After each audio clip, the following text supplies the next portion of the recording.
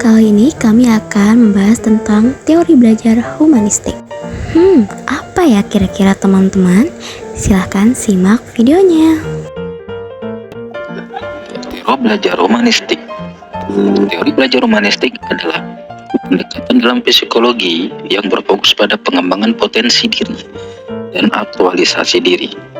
Teori ini menekankan pada pengalaman individu, kebebasan, dan bertanggung jawab dalam proses belajar.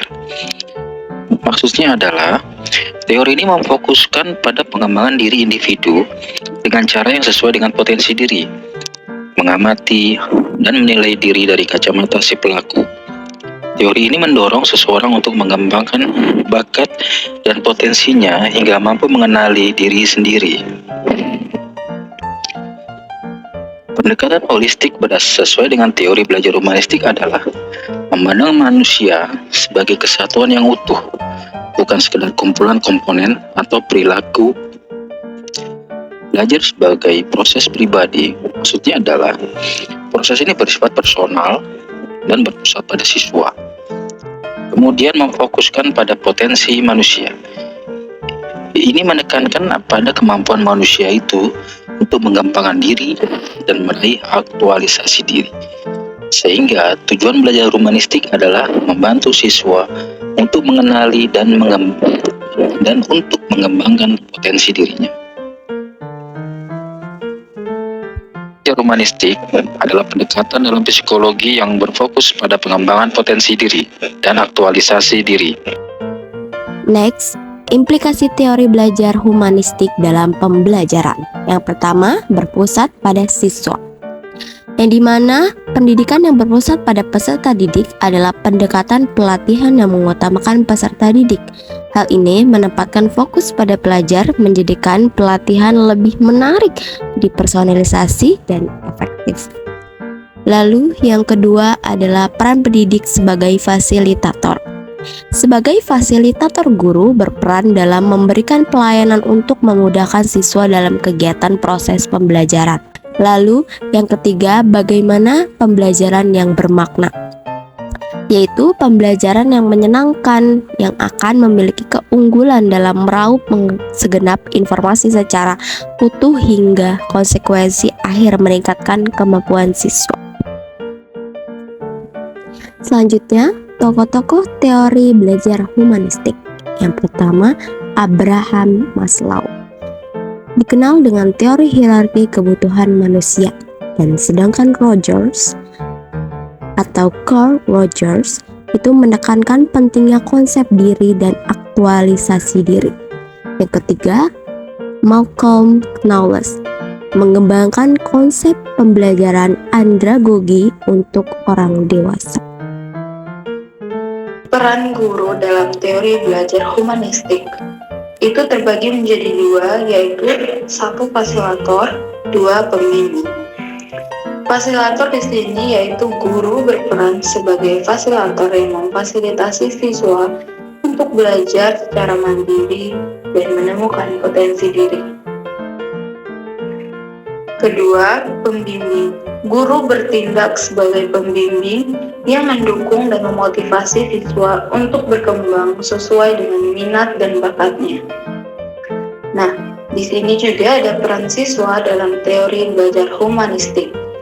Ada 4, yaitu 1. Aktif mandiri, 2. Terlibat penuh, 3. Berorientasi pada tujuan, dan 4. Bertanggung jawab.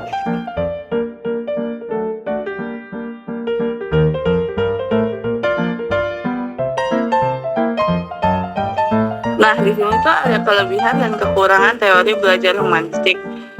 Kelebihan teori belajar humanistik itu berfokus pada pengembangan potensi diri dan memberi kebebasan pada siswa untuk mengeksplor minat dan bakatnya. Pendekatan yang berpusat pada siswa juga mendorong motivasi internal dan pembelajaran bermakna. Kekurangannya itu meskipun berfokus pada ankan individu, teori ini bisa sulit diterapkan di kelas yang besar. Pengukuran hasil belajar juga dapat lebih subjektif dan menantang bagi kelas. Keseimbangan itu untuk mencapai hasil optimal tamat teori belajar humanistik, humanutik perlu dipadukan dengan pendekatan lain yang lebih terstruktur. Ada pula aplikasi teori belajar humanistik dalam kehidupan sehari-hari. Teori belajar humanistik dapat diterapkan dalam berbagai aspek kehidupan sehari-hari. Salah satunya adalah dalam pengembangan diri. Dengan berfokus pada potensi dan kebutuhan individu, teori mendorong seorang untuk tumbuh dan merealisasikan dirinya secara maksimal. Dalam hubungan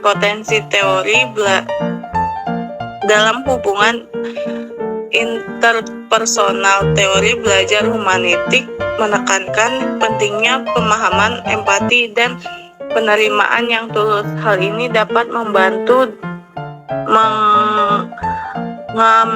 relasi yang lebih bermakna dan saling menghargai.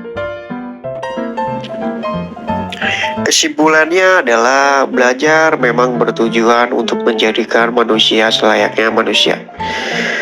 Keberhasilan belajar ditandai bila peserta didik mengenali dirinya dan lingkungan sekitarnya dengan baik.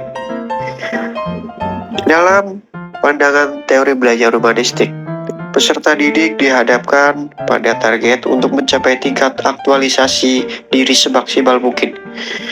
Teori ini berupaya mengerti tingkah laku belajar menurut pandangan peserta didik dan bukan dari pengamat.